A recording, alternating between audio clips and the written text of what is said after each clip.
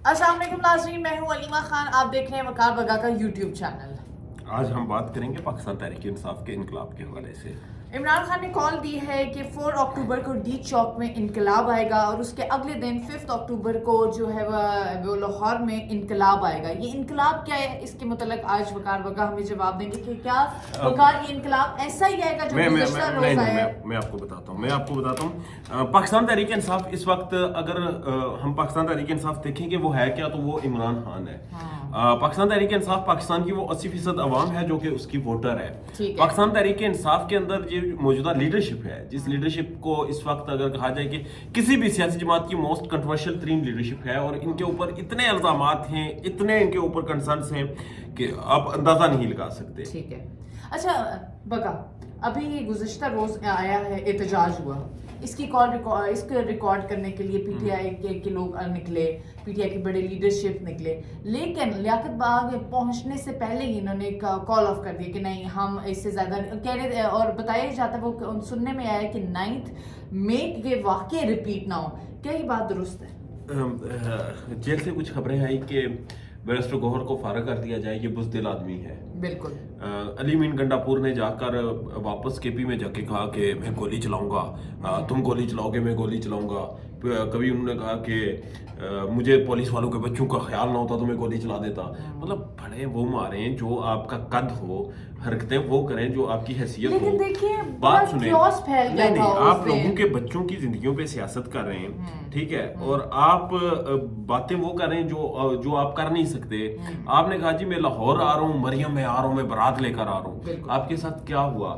آپ کی اسٹریٹجی اتنی گندی تھی کہ آپ کا جو سٹیج تھا وہ تک ہائی جیک کر لیا گیا۔ کسی کے جلسے میں جا کر کسی کی جرت نہیں ہوتی کہ وہ وہاں پر واردات ڈالے۔ پاس رائٹ ہے کہ وہ احتجاج کرے، پروٹیسٹ کرے، لیکن آپ کنٹینرز لگا، نہیں سنیں، حکومت کی طرف آتے ہیں۔ سب سے پہلے تو یہ ہے کہ پاکستان تحریک انصاف کا آئینی جمہوری حق ہے کہ وہ پروٹیسٹ کرے۔ اس کے بعد پاکستان تحریک انصاف کے پاس اسٹریٹجیز ہونی چاہیے، لیڈرشپ ہونی چاہیے۔ سب سے پہلے ان کی موجودہ جو لیڈرشپ ہے، یہ ٹھنڈے ترین لوگ ہیں، یہ وہ لوگ ہیں جو بیان بازی کر سکتے ہیں، یہ وہ لوگ ہیں جو کہ باتیں تو کر سکتے ہیں۔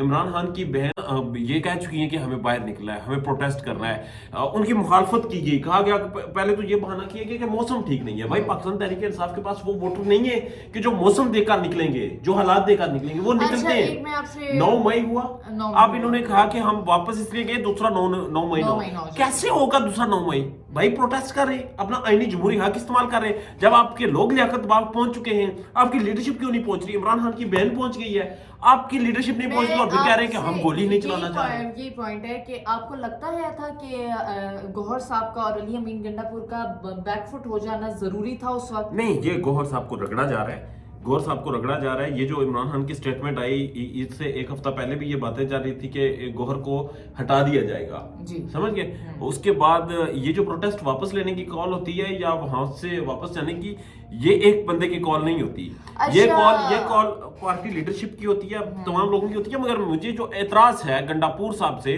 کہ آپ باتیں اتنی بڑی کر لیتے ہیں، پورا کچھ نہیں کرتے۔ آپ ایٹ لیسٹ اپنی لیڈرشپ کو قائل کرتے کہ بھائی میں وزیر اعلیٰ ہوں، میرے لوگ ہیں، میں اپنی رسپانسبلٹی پر انہیں پنڈی لے کر جاؤں گا۔ آپ پنڈی تو آتے نا، آپ برہان سے واپس چلیں گے اور آپ باتیں کر رہے ہیں۔ بگا برہان سے واپس جانے کا ان کا یہ تھا کہ انہیں خبر ملی تھی کہ آگے شیلنگ ہو رہی ہے، تو شیلنگ ہوتی ہے بھائی، سنیں وہ کہہ رہے تھے کہ زیادہ خون خرابہ نہ ہو جائے جب کارکنوں وہ لوگ پولیس موجودہ جو گورنمنٹ ہے، انہوں نے پولیس ڈپلوائے کی، انہوں نے وہاں پر ڈنڈا برادر فورس بھیجی، انہوں نے لائٹیں بند کی، ان کی ہر طرح کی کوشش تھی۔ مگر آپ جب اعلان کر کے نکلے ہیں کہ ہم نے پنڈی جانا ہے، ہم نے لیاقت باغ جانا ہے، تو اس کے آس پاس تو پہنچے۔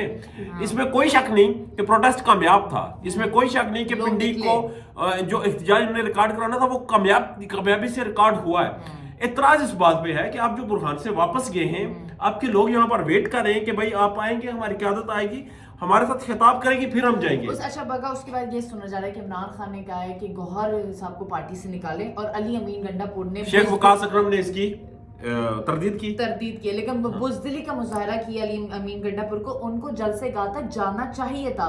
تو آپ کو کیا لگتا ہے کیا عمران خان اس طرح پارٹی کے اندر ان کی آپس میں پھوٹ پڑے گی؟ نہیں، کوئی پھوٹ شوٹ نہیں ہے. عمران خان کو جو جیل میں جو گائیڈ کیا جاتا ہے، جو بتایا جاتا ہے، وہ وہی کہتے ہیں.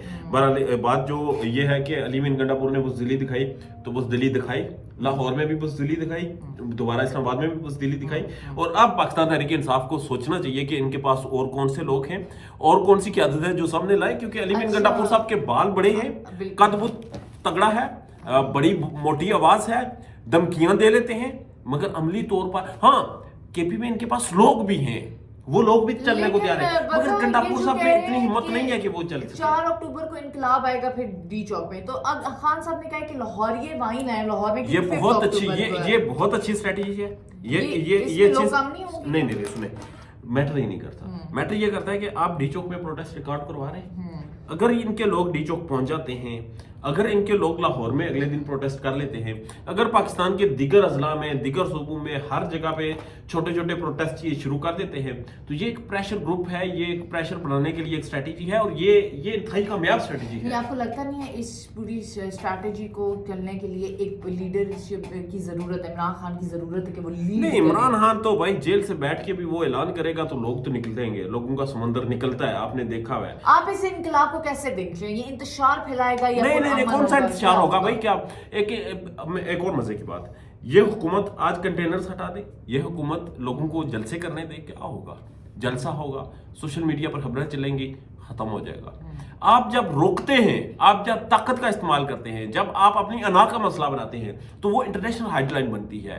وہاں پر لوگوں کو آنسو گیس چھوڑے جاتے ہیں، وہاں پر ایکسپائر شیل مارے جاتے ہیں، انسانی بنیادی حقوق کی پامالی کی جاتی ہے، تو آپ پہ پوری دنیا لانتیں بھیجتی ہے. بغیر میں آپ سے سوال پوچھ رہی ہوں، جب یہ احتجاج ہوا، شیلنگ ہوئی اور آنسو گیس شیل پھینکے گئے، گنڈا پورا کا یہ بیان تھا کہ گولی اگر آپ مارو گے تو اب ہماری طرف سے گولیاں برسیں گی. کیا آپ کو لگتا ہے ایسی لیڈرشپ کو اس طرح کے بیان دینا چاہیے؟ بیان دے دیں، گولیاں مار دیں، ان سے ماری جاتی ہیں. یہ گنڈا پور صاحب سے تو مجھے اتنے اختلافات ہو گئے ہیں کہ بھائی آپ اپنے قد سے بڑی بات کرتے کیوں ہیں؟ آپ کہیں کہ ہم نکلیں گے، ہمارے لوگ نکلیں گے، ہمیں آپ گولیاں ماریں گے تو ہم قربانیاں دیں گے.